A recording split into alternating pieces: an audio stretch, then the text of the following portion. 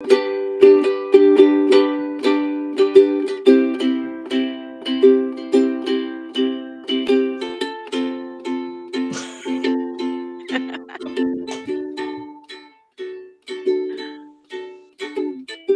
it got longer. I don't know what I did.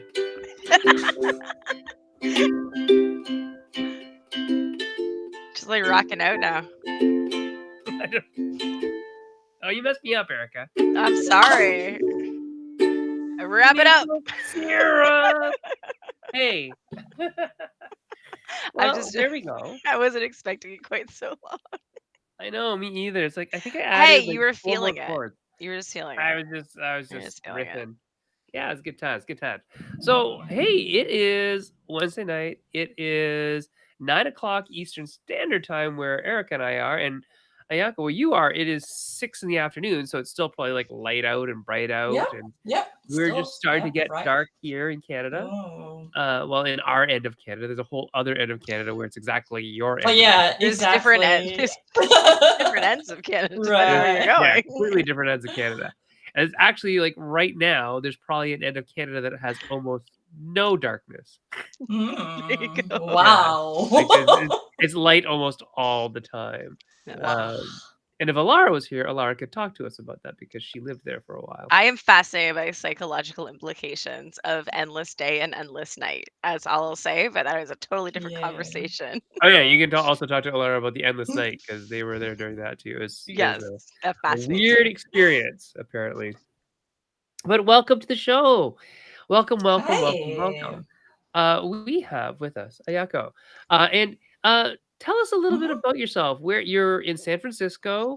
Yep. You run Big Cat Games, hence the ear. Hence the ear. What else do you do? Okay, so oh right, where to start?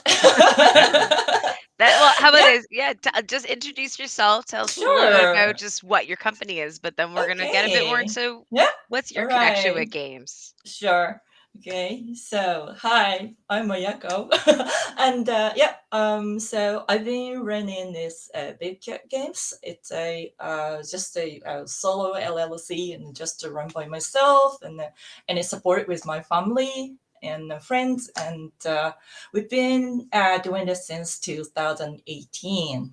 Okay. And just started very small, and it's still very small, but our goal is to import those the original copies of Japanese indie games, and I mean indie board games, not video games, but board games, and introduce that not only those games themselves, but also the kind of culture, and then all this, then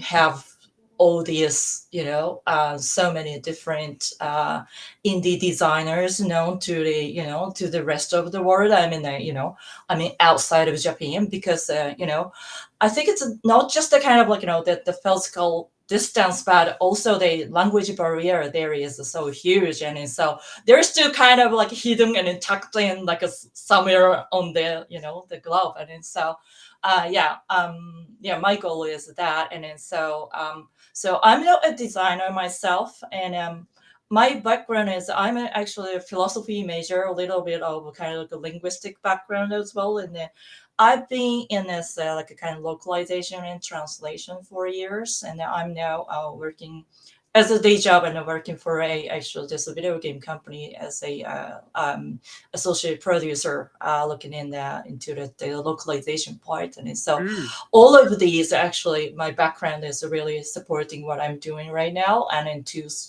provide a language support, and I have a little bit of kind of knowledge on the kind of like social media marketing and the things, and then that's why I actually talk a lot on Twitter and everywhere, and then so to help get to know all those great works, and then there's people to actually known to the, especially this English speaking the community.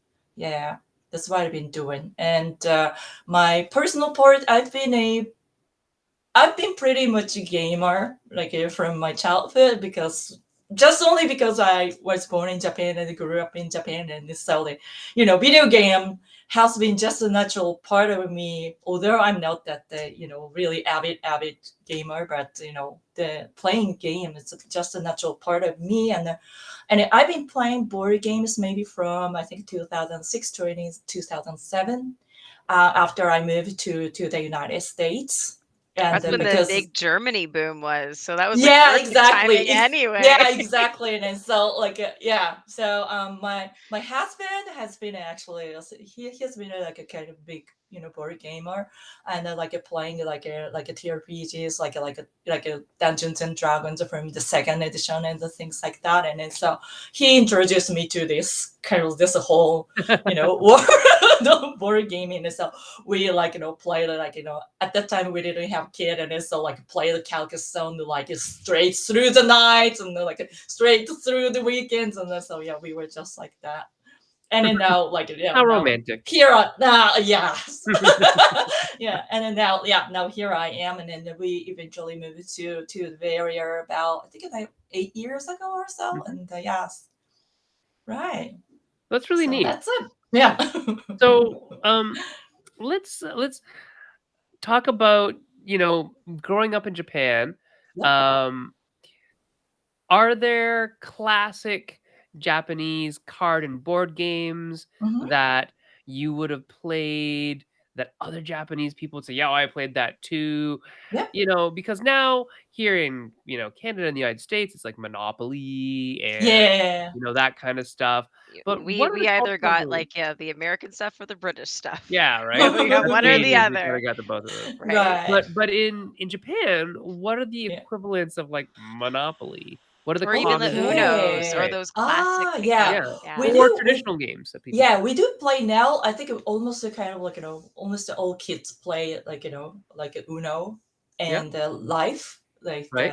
the game of life, and then maybe partially I think maybe Monopoly is known to the kind of public, especially like maybe non gamers type of public. I mean, yeah, but there's been I don't know, but this is a culture.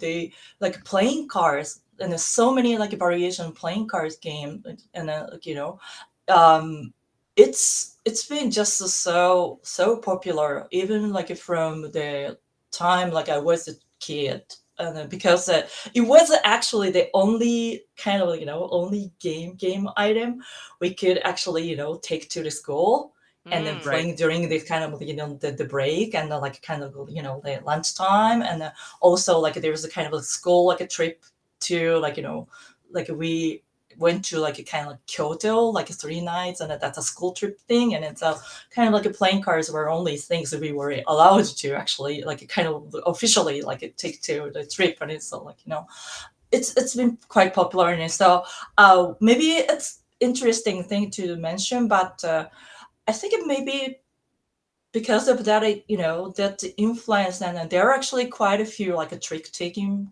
game like players in Japan, and Mhm. I find it just kind of like so popular there. So Okay. it's kind of very interesting. Yeah. It's neat to see what mechanics kind of like are more Yeah.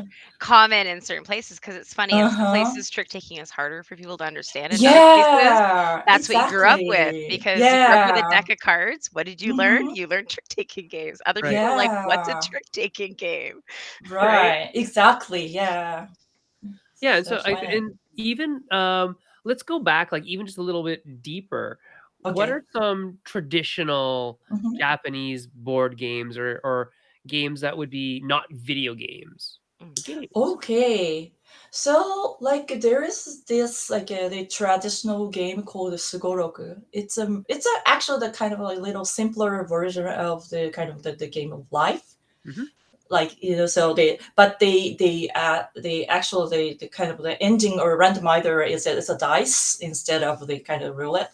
Right. But like it's a kind of like there's a kind of you go through that the just a Track. path, a real like a track, or a real kind of life, and then like events happening, and and then you go back like it's like it's three squares and the things like that, and then so Right. it's been out maybe from like maybe like back from the kind of like it's 300 years ago or Oh, even wow. before. And then so yeah, should be actually that should be out there. Yeah, it's great to kind of know that the history about all of those. And then also there's this the tradition of, it's a kind of Japanese version of playing cards called Hanafuda. It's the literal translation is it's like a flower card, and then so it's just tiny like these beautiful cards with this, like it's for if you like play koi koi and on BGA, and then it's actually up there. But yeah, those cards like so there are actually a few of those games like we traditionally like play at the the family gathering at the like a New Year day and things like that, because New Year celebration is a big deal in Japan. Like maybe the equivalent of like a Christmas or like like a Hanukkah or like all other like holidays like yeah, all in the cultures. So Very yeah. cool. One that I learned from anime Oh yeah, is, yeah, is yeah. Karuta. And the culture, yeah, yeah, yeah, Yeah, yeah. I watched Chihafura, and it's like that is fascinating. If you've ever watched it, it's about or never watched it. That's probably Mm. easier to tell you about because you probably know if you watch it. It's a card game that's based on famous poetry, and you have to like listen for the next line Ah, and like yes. slap the card, claim it before the other Yeah, player can. It's head to head race. And all the yeah, lines of poetry are very similar in how they start yeah. and end because of how the language works. And it's just this Mm. fascinating anime about this whole card game. Right. Oh, yeah, yeah, yeah. That's it's about. I think they this is like a kind of like the card like a card matching game. It's called Hyakunin issue in Yeah, Japanese. yeah, yeah. It's like so. It's a 100 poets and then 100 poems, and Hmm. it's actually so it's actually so divided into two parts, and then so the first part and the second part, and then so this moderator actually read out loud Yeah, the first part, and yeah. then like everyone in there like players just kind of take that Slap it and on then the yes, card. and then and then yeah, take that the kind of Extreme poetry. right, Yeah, exactly, yes, it's really or maybe fascinating. Very fascinating. poetry or something. Yeah. Very cool. Before we move on, let's just say hi to everybody who's out here. Taylor's Trick Taking Table says that Ayako and Big Cat Games are awesome.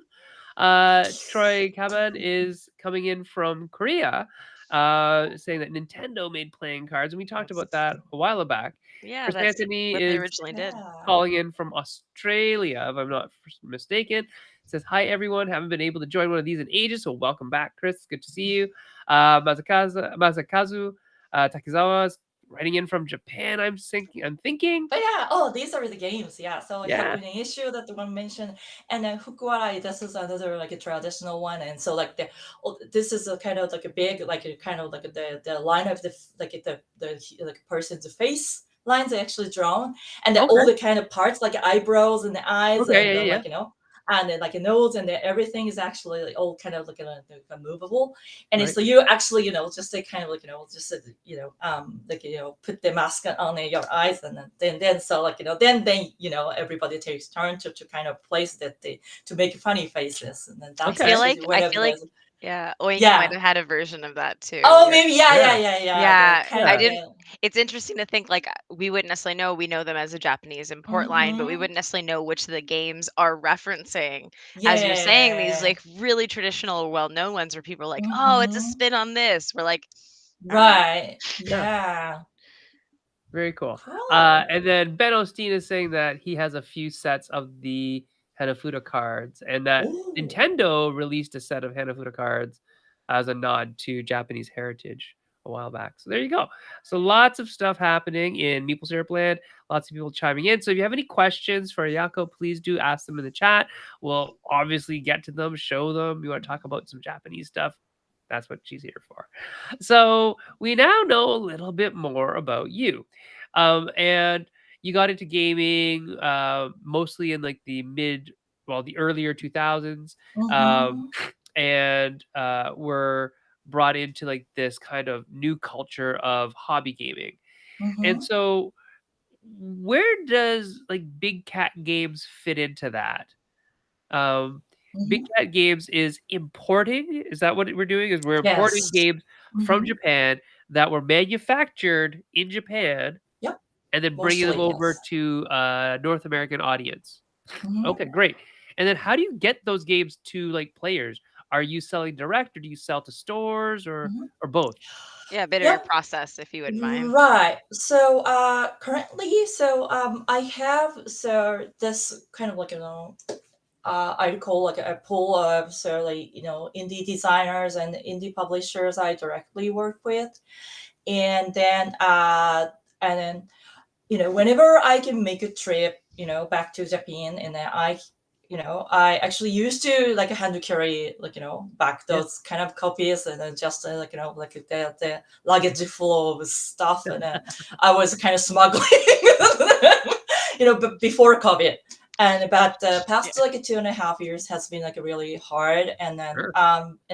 there used to be this kind of a little bit kind of like a like economy, like a kind of cheaper option for like shipping that Japan Post offered, but that's being actually that's the kind of just been suspended because of the COVID. Right. And then but I asked them to send me the package of their games, and then I receive it, and I have this online store here, and I don't have like a physical store or anything, and then I'm not really working with any distributor or anything, and then just I do just this online sales, and then also I appear at a very limited number of kind of like conventions, and Yeah, then because you were just at Kubla Khan. I run a booth, and then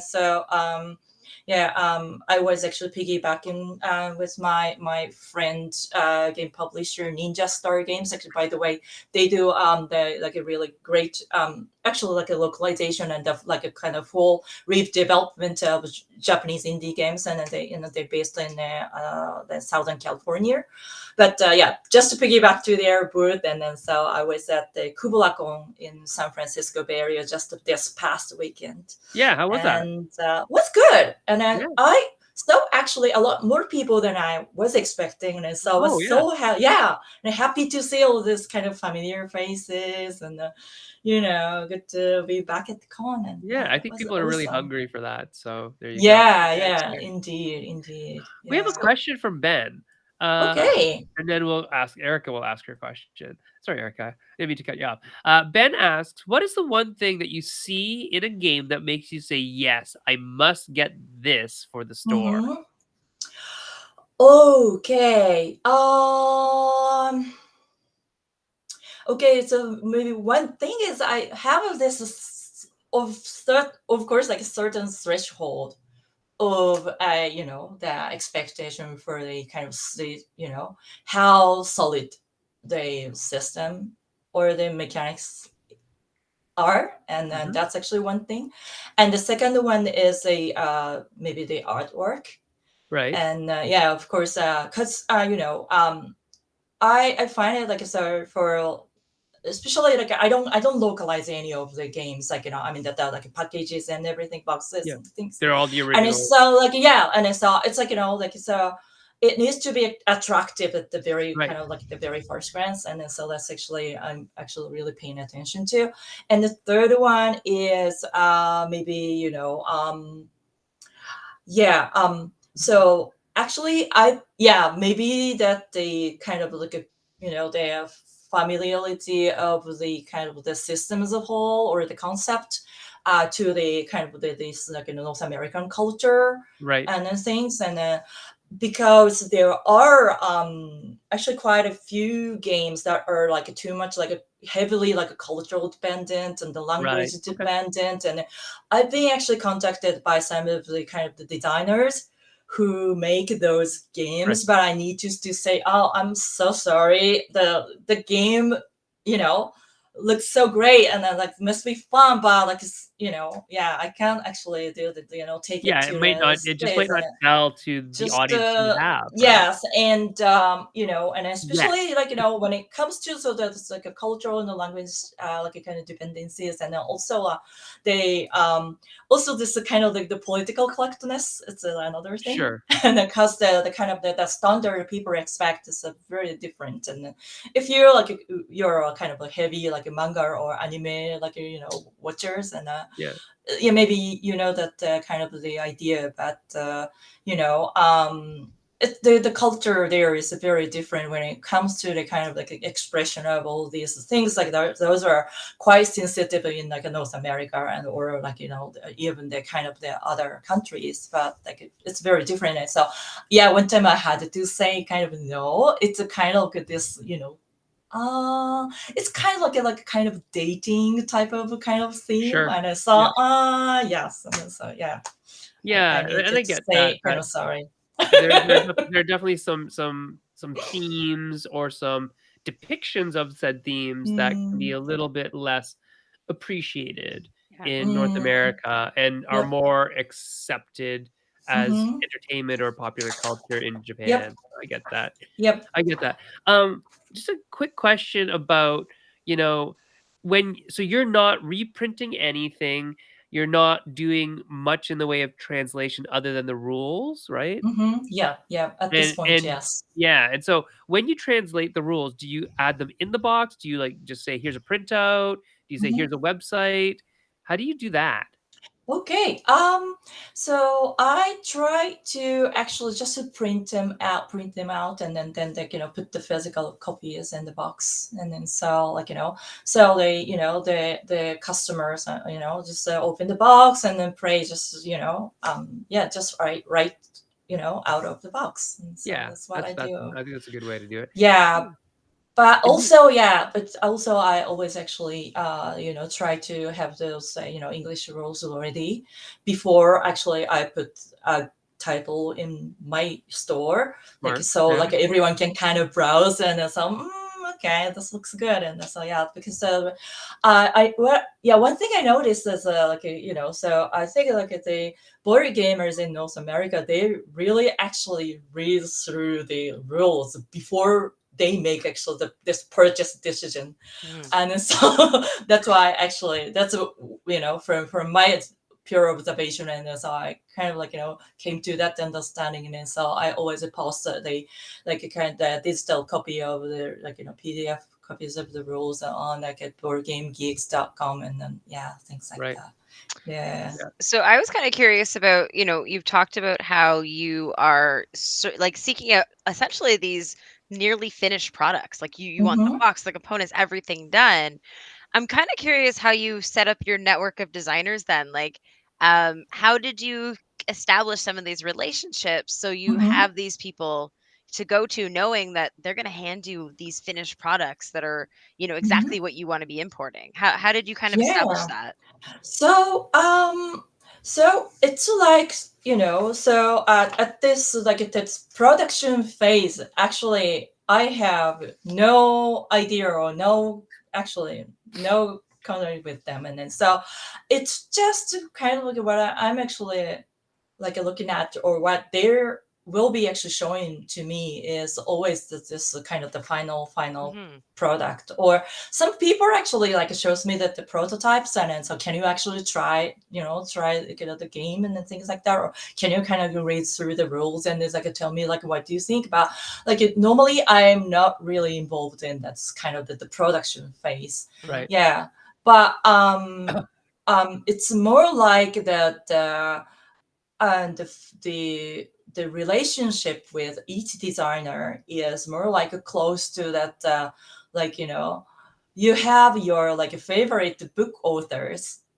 and then no matter how they are actually good or bad, or you don't know, but you're just kind of like you're in love with this author, and then You so have faith you in just them. kind of Yeah. right, yeah, Yeah. keep buying whatever kind of they publish. And so it's more like that. And then so yeah, all these kind of like the designers I've been working with, that's more like yeah, like especially like several of them are more like that. And then so I trust in I have a trust in these designers, and then so whenever they have something ready, and then for especially for like for the the market outside of Japan, and so I'm actually happy to yeah, happy to just import and then sell that to them. Yeah, So the audience. Yeah. let's sorry. Ben Osteen is just saying, Ayako sells me pretty things. Rules get read when the box arrives. That's what he said.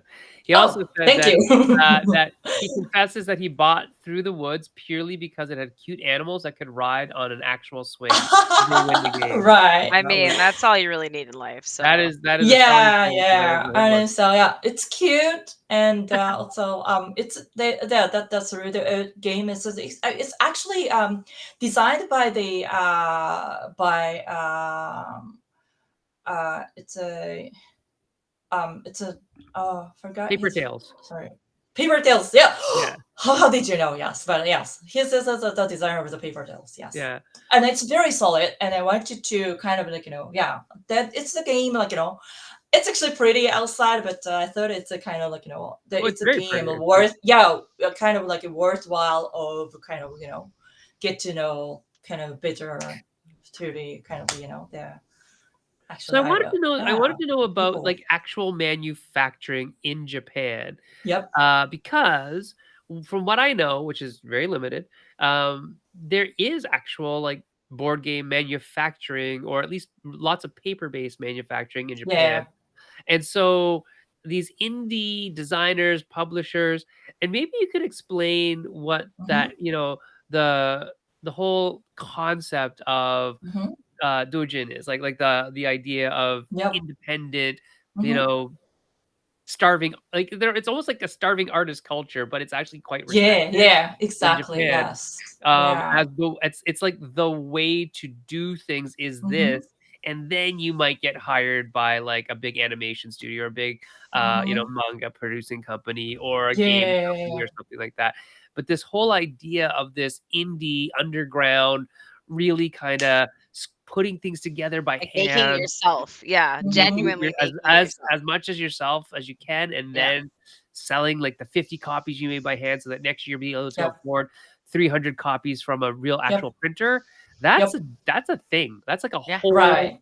culture.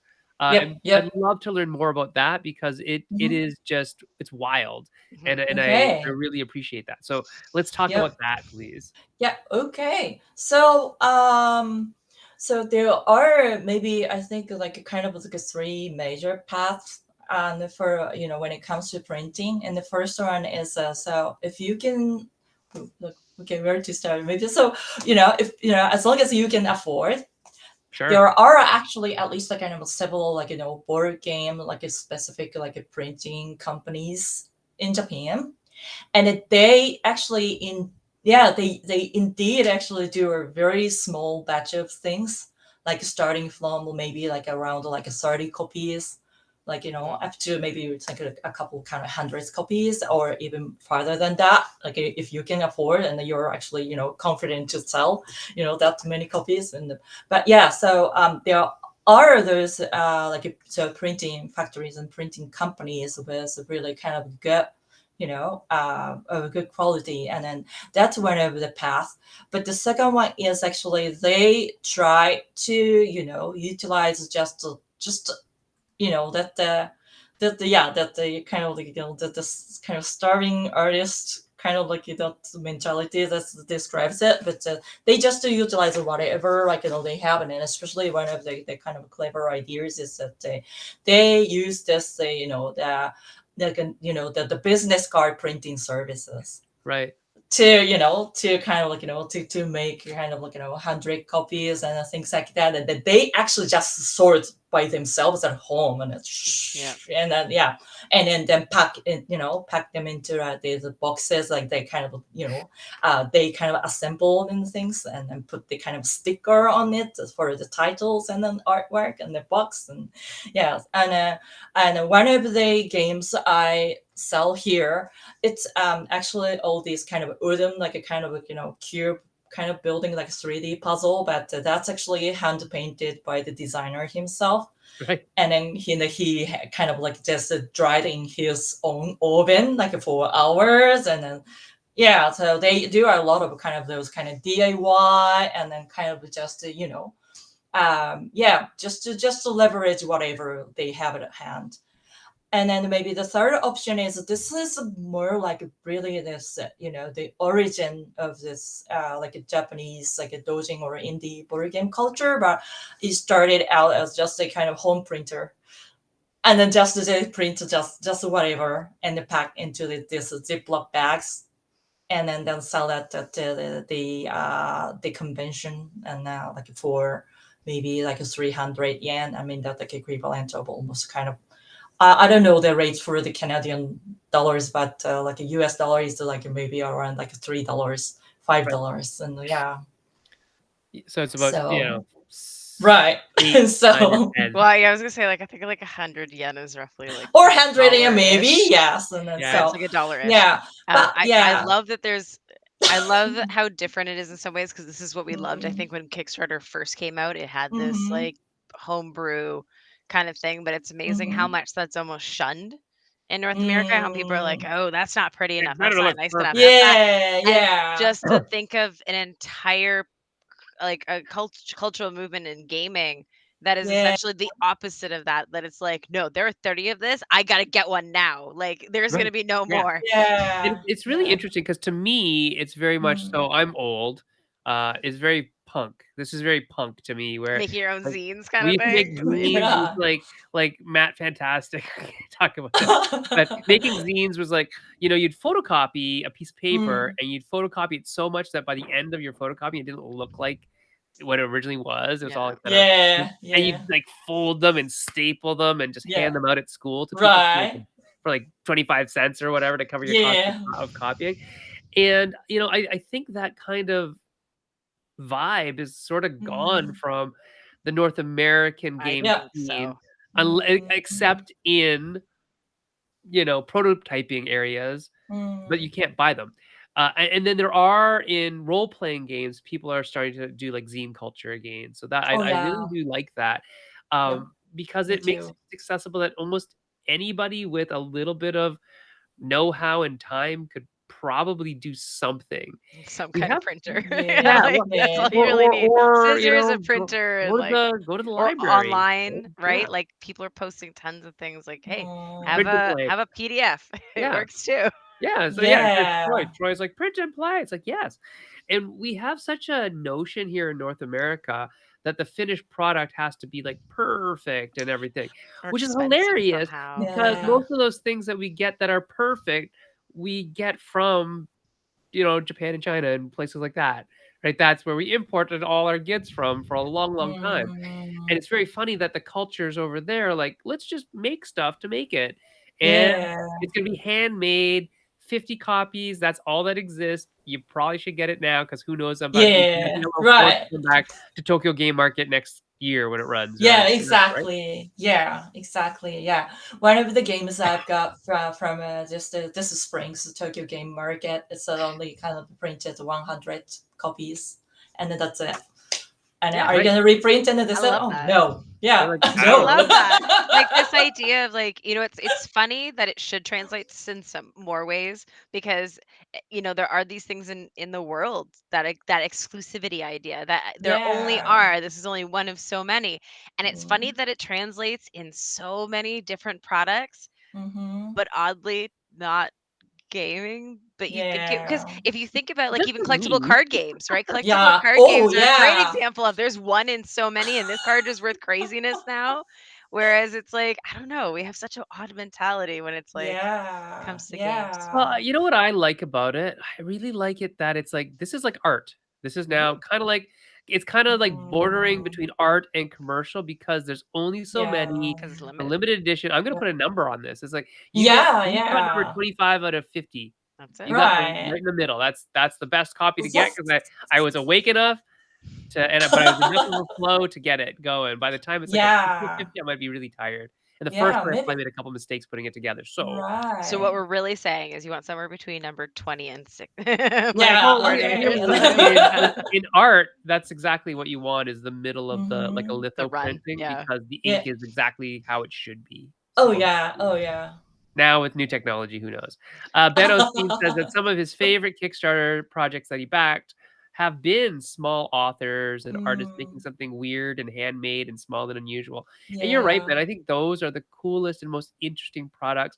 Those are things like I will never sell any of those. Like I would sell a copy of, I don't know, Eclipse in a heartbeat because I know I can probably get another one. Something that's packaged is very Yeah. different than But Mm, something something that that you're like, somebody's "Someone made handmade me this." Yeah. or yeah, or like it's like this is one out of 500 copies. I actually did I traded like like a handmade thing but it was for a good reason.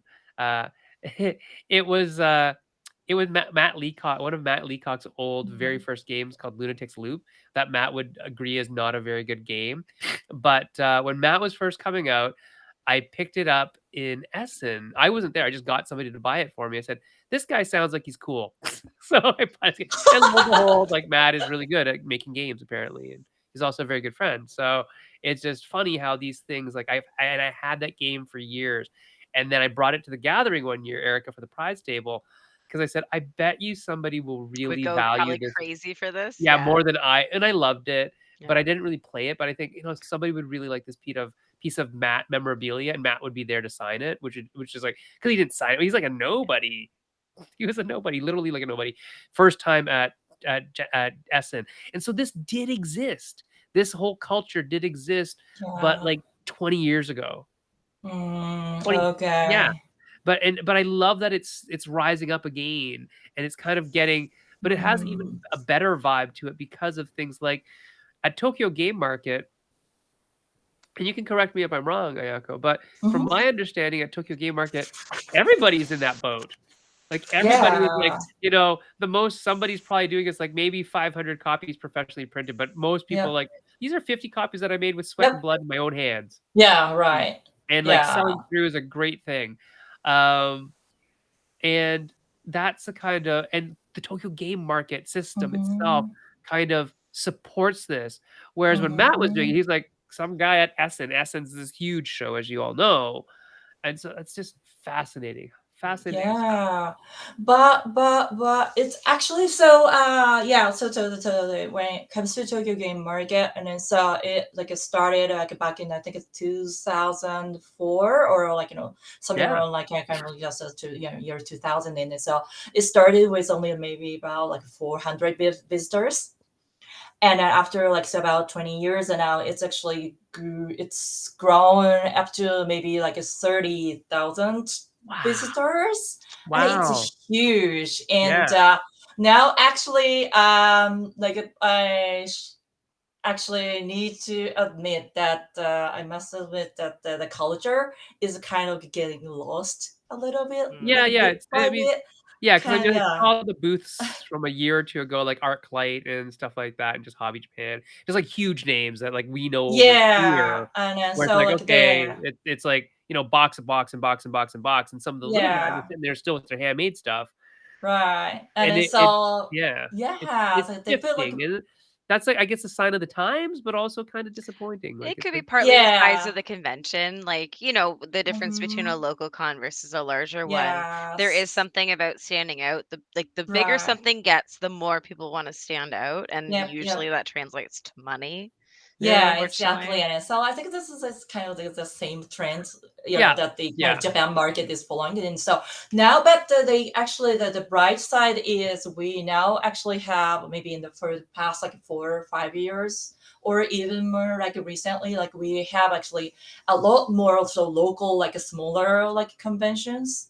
Like just yeah, one yeah, day yeah. event, like for like kind of like maybe only like 30 tables or Yeah, like for or playing booths and for or like selling, yeah. 50 booths, and then to kind of sell their own like the indie games, and then so That's maybe cool. I think it's the kind of yeah at the time, and then sell, and then especially in so in Japan, like it said like so many things are just centralized like to Tokyo or Osaka or like big cities, like but like so um people were kind of really sad like they didn't have any like a board game like kind of like events in their own hometown and the things. But now we started seeing like there was this kind of like smaller like conventions in Hokkaido and then like in like many different parts of Japan. And so I think like some artists are the Tokyo game market is kind of like it just a kind of like kind of so just grown into like kind of a huge kind of giant now, but all other kind of because of smaller actually conventions are really kind of just kind of spawning and then growing, and so I think it's really good. Yeah.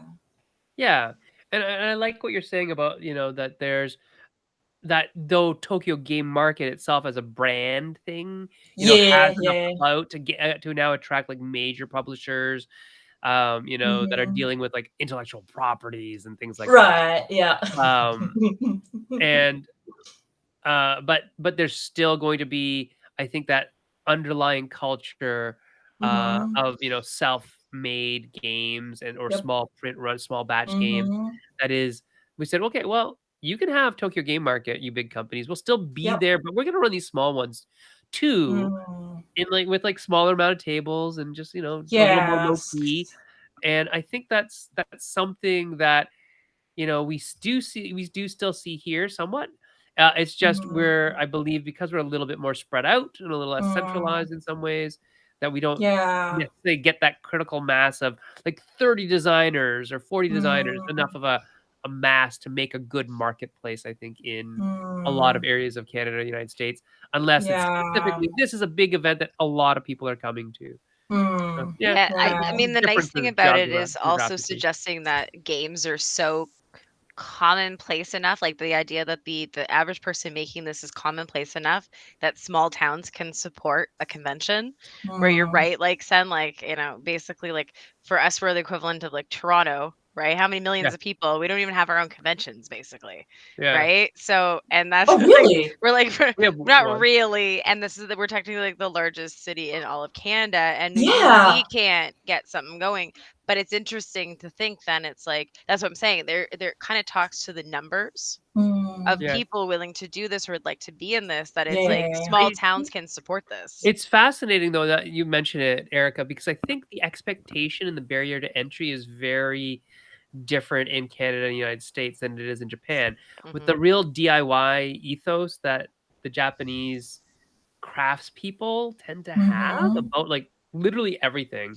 Hmm. Yeah. It's like we'll just do it ourselves and we'll make it and we'll make it and it's gonna be quality when we make it. And we have this weird impression that it needs to go from brain in my head, idea in my brain, sorry, brain in my head. Brain is in my head, I hope obviously. so. All the way to like finished product that is perfect and looks like it was designed perfectly. Um, and we don't need that, but we seem to think we do. And I think that's part of it as well as a mentality that we could have.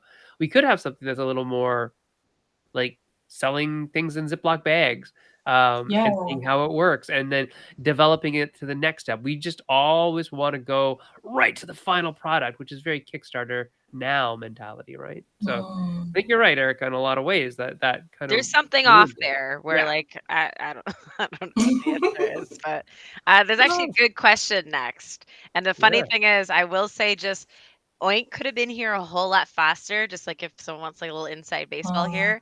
One of the things is they cost so much to localize that there was a lot of people who were kind of fishing for years to kind of be their Mhm. major like partner. Most people couldn't I think afford it. most So most of us I who will maybe say could do an upper hand, like we wanted Oink here a long well, time ago. that's it. So Oink had opportunities to come way earlier. Would have been really interesting, but they honestly held Mm. out for the money.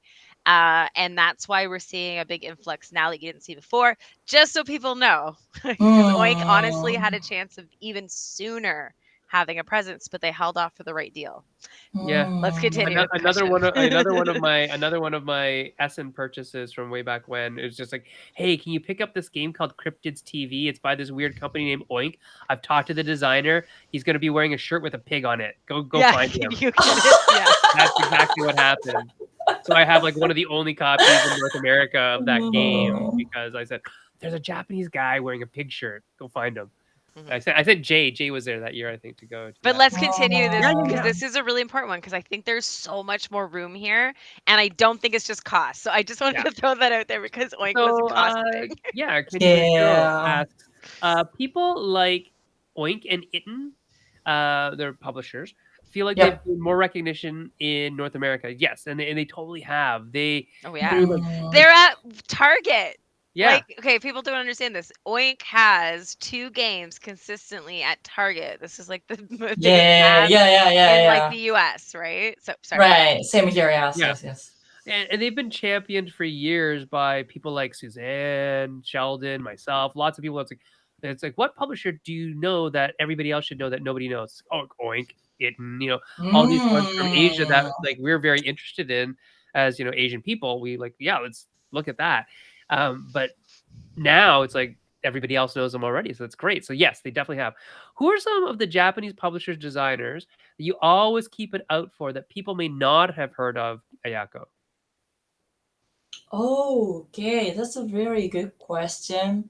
But so both Oink and then Iten really kind of started as small, and Hmm. then they just grew into like it's like where they are and then who they are, right now. But as so yeah, so one thing is I haven't actually I haven't had a chance to actually fly to Japan and to to see Tokyo Game Market with my own eye like for the past like 2.5 years. So I don't know what's been going on, but actually it's interesting, and then so I actually don't see any other kind of like that there's like indie publishers who are actually willing to become like to the kind of the successor of There. that they kind of the Oink or it like to become a kind of a globally known kind of existence as just themselves. And then so I think maybe it's just partly because of the COVID, like like people are just that really kind of like bitten app all those kind of like a small like indie publishers and all the designers, and then even just to kind of like to stay creative and then to keep like keep publishing like their own work, and then it's been so hard, and so I am not really kind of seeing any of them kind of really like becoming as a more like kind of the publisher, like a design plus kind of publisher type of entity. And so yeah, but so okay, the some of the Japanese publishers, designers, okay, I kind of like always keep an eye out on like the basically the kind of the lineups of kind of my own online store. And so I like the works of Mogwai. It's that they do this. They As out uh, Mogwai, I just hear gremlins. Continue. right, and Okay. yeah, I know. Yeah, maybe they took the name from there, and so they keep like creating a lot of like a kind of like fascinating like trick taking games and the smaller games, and the quality is kind of always consistent, and then as you know, and they work closely with who else? Yeah, but it's just so hard to kind of just to name like some of those, and then the really hard, but yeah, as far as I can see, so hard to see like anyone like like really wanting to kind of like they become a publisher themselves, and then because as you may already know, like actually, so I think probably 90s, maybe more than 95% of all those indie publishers are just kind of like like a solo proprietorship, Yeah, Right. they're or not like trying to be they're something more, is it sounds no, like, and or then it's that's very the individual. actually you're right, and a very interesting part of this is like this this indie board game culture in Mhm. Japanese, or as a whole. Yeah, Yeah, so that's cool. they're like many of them are not like not really actually like it's a like a making game for kind of business, I mean, that's the kind of the second thing. I mean, of course, like money factor is always important, like because like otherwise they can kind of keep Mm. keep printing and Yeah. kind of selling their own Yeah. games. But There has to be that's incentive. it, and then Yeah. so that's the incentive, and then so like they actually like tend to kind of like chase like more of like a kind of the passion and the freedom to kind of express things, and like for It some does of seem more the artful. designers, yes, and then right, exactly, and Yeah. that's actually, so that's something I find really fascinating, and then some people actually find that they kind of they like creating and designing all these games as a part of a kind of their kind of like they kind of satire like to the kind of Yeah, the yeah, yeah, yeah, all yeah. this kind of like the social issues and the Yeah, politics it and has a the comment, things, and an artistic comment right, beyond just and making so itself. yeah, Yeah. they do that in this kind of really kind of that this ziploc, like just a photocopied version of this, and then so but it's still like that's their voice, and then to be heard by Yeah. someone, and so yeah. I think that's actually really cool. That to me that's like that like gets down to the core of what a lot of producing and being an artist and making something is about. We have a question from Troy. Troy is from Light End Games in Korea, and he asks, "What exciting games are you introducing soon? Are there any standouts that you think might become big?" Mm. That's a good question again. And so, what exciting games are interesting soon? And so, yeah, definitely. Actually, so I am actually in like kind of like the communication with some of the designers and who actually design a lot more of a kind of a trick taking games. Mhm. And the one reason is actually like so I don't know why, but my customer base is actually maybe actually majority of them are kind of like a trick taking like You can enthusiasts. never have too many trick taking games. No, it's true. True. 'Cause they Right. I can never have too And many trick taking games. I do believe this because they do most of them do feel different, unlike a lot of other categories.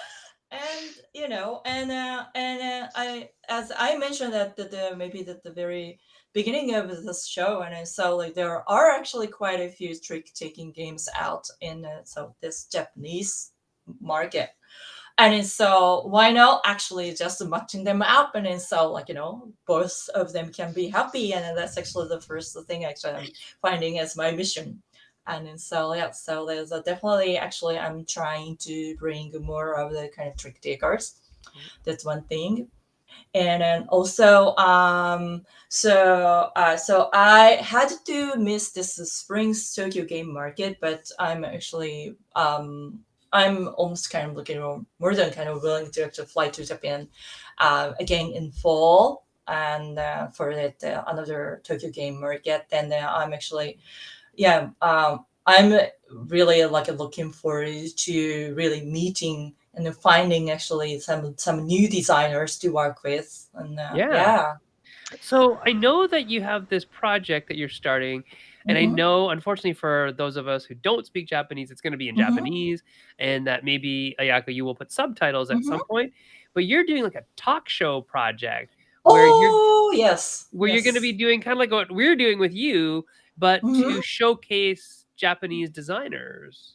Yeah, yes, Right. yes, So tell us exactly. about that. Tell us about that. Right. Yeah. So although I'm in this kind of this solo LLC, but we've got an intern Nice. who's So no, we're gonna put them to no, work. but he's an actually this he's the designer of this this two player trick taker called Catchy, and Okay. his name is Yuko, and he's actually he's studying at college in the United States, and yeah, and then so we are basically collaborating to kind of create like a kind of more content to introduce those Japanese indie designers kind of to the this the kind of the to the world. And yeah, so and then yeah, and then this is actually so his idea, and then so okay, Ayako, let's like Ayako-san, and yeah, so let's do like some interview, so while so he can learn from all these kind of really kind of like Mhm. this experienced designers there. But then at the same time, and then so we can kind of have an opportunity to get them known to the kind of that they outside of Japan, and then this is awesome, let's do it. And so we have no knowledge on this kind of the streaming and the thing, but like kind of we are actually working step by step to make it happen. That the first show will be actually this Friday in Japan time, Awesome. and yeah, that the first guest will be Fukutaro from Fukurodo, and he's been creating great games like since I think back in 2014, like one of the kind of older like designers there out there. And he's been a kind of like his I think some of the kind of his works have been published, and I find that like his game very solid, and like one of those kind of really I think really good like designers in Japan. And yeah, and then also like we'll be featuring like some other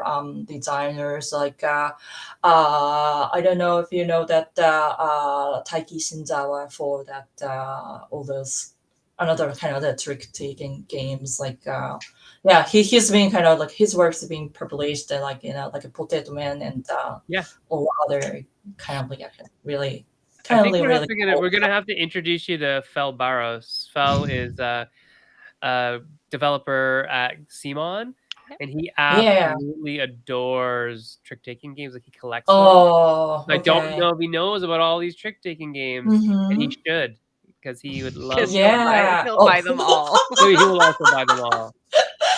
Yeah. He will import them to Sao Paulo. He will. Mhm. Yes, he will love them. Yeah. Yeah.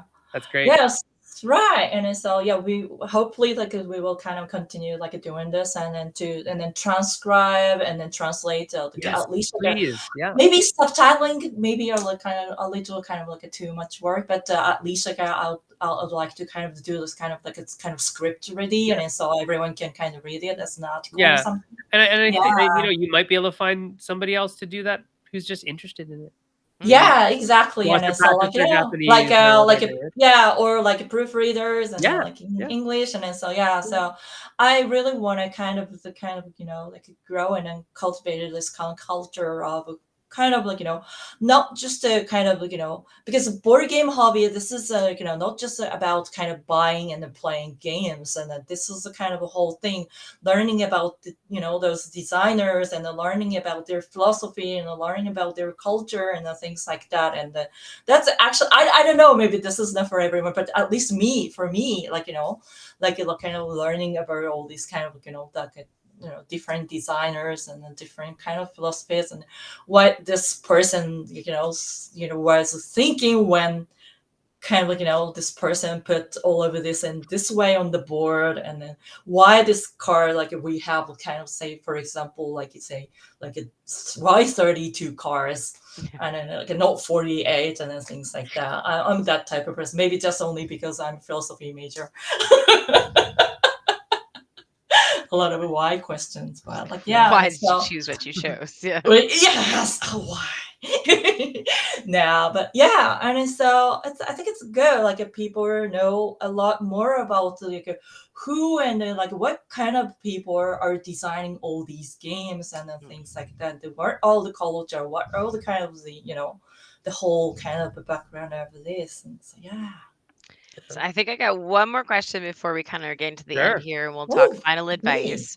But you've mentioned both the spring and fall Mm-hmm. Tokyo Games Fair, like the games market. Yep. Is there like, because obviously, trips to Japan are not the easiest thing to have. Yep. Is there a Yep. big difference between the two? Like if people were going to aim for one over the other, does it really make a difference? No, those are actually almost kind of the same Okay. and even, and then so like it's just the timing of Okay. the year, So you're and saying either one would be good to hit. yeah, It's but more good, the good to hit. opportunity. And then there's another one, actually, the size wise is a little smaller, but there's one in Osaka, maybe like sometime around like March, Mhm. April time. And then so a little earlier than this Tokyo Spring Show. Mhm. And then that one's actually maybe good to visit as well. And yeah, and then so what I was thinking is compiling all these kind of like a smaller, like more like a kind of local type of conventions list, Mhm. and then so people can look at. Maybe somebody already compiled that on like somewhere on the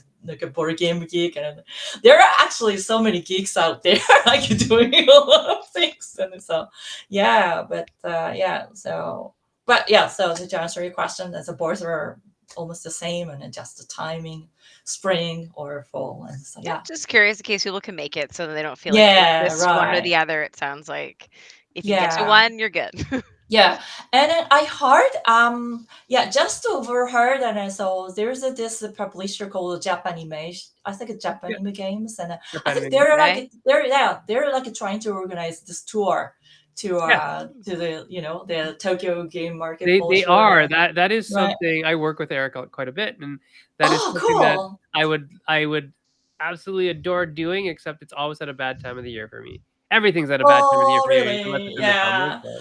And But yeah, yeah, that so yeah, I said like I said, it's a kind of maybe one of the good ways because that really maybe kind of hard to navigate through that the airport through that all this Yeah. train system and to hit the the convention center. It's not the easiest thing, but I think like I think some people post that type of information somewhere on the board game geek somewhere on the mhm, internet. So should if you kind of Google well, and then so that type of information should be available.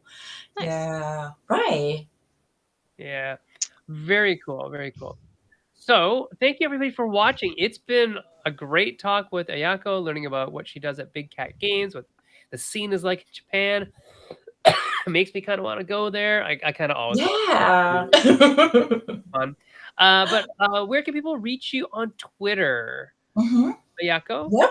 Okay. So, yep, I'm most, I think, yeah, I should say most active on the Twitter, like among all other SNS and then things. And then so it's yeah, it's Okan, like OKAN, like underscore and BCG. And so, like, yep, that's Okay. And my then on account. Instagram, you can find Ayako stuff at Big Cat Yep, Games big underscore games and account Okan. that's not else, but I'm not really updating it. I'm not really kind of If like at you this follow it, you might update it more. maybe, Ooh. yeah, but Instagram is kind of like just kind of too I kind of don't like understand it. I don't Eric know. and I always fight Well, about it. No, we don't fight just about it. We agree that Every it's once in a weird. while, I'll be like, I'm gonna try it, and I'm like, oh, apparently I've already given up again. Yeah. And then, yeah, it, yeah, go ahead. Sorry, what were you saying? no. It's like I said, I feel like I don't need to like put like a makeup to kind of to chat in like a Twitter, but I have to kind of fully kind of like a makeup and then Right. dressed well to kind of say something on the Instagram. That's like what I feel, and so Mm. that was Sure. just that was just Uh, sorry. Big Cat Games Yeah. .biz is Yep. Website. Ayako's website where you can go and find some pretty darn cool games still. Yeah, go have a peek, see basically like what's going on and let some of these fun trick takers from Japan. Or other Yes. games. Other Or games other there games too. too. Yeah. Uh-huh. Yeah. And if you Kind want of. to talk to Yep. me, you can find me on Twitter at Senfeng Lim. Erica is. At Erica Buyuris. Alara, when she is here, is at TT Void. And you can reach us all at Meeple Syrup. If you'd like to support the show, please do check out our Patreon, www.patreon.com/meeplesyrup. There's a bunch of pledge levels, and we're going to actually do stuff with the money this year. We started it like just before the pandemic hit, and then it's like, Yeah. oh, You're like, we're gonna take people to cons, and now there aren't any cons. yeah. But now there are, so we're going to figure it out. We've got something happening in July that will at least let us all be in the same place, and then probably make plans for the next year because we'll meet with the Concom, the committee that runs the convention, and say, okay, here's what we think we should be able to do next year with the amount of money that we have, all that kind of stuff. So, Ayako, do you have any parting words for people out there? Any advice to give them? Anything? Yeah.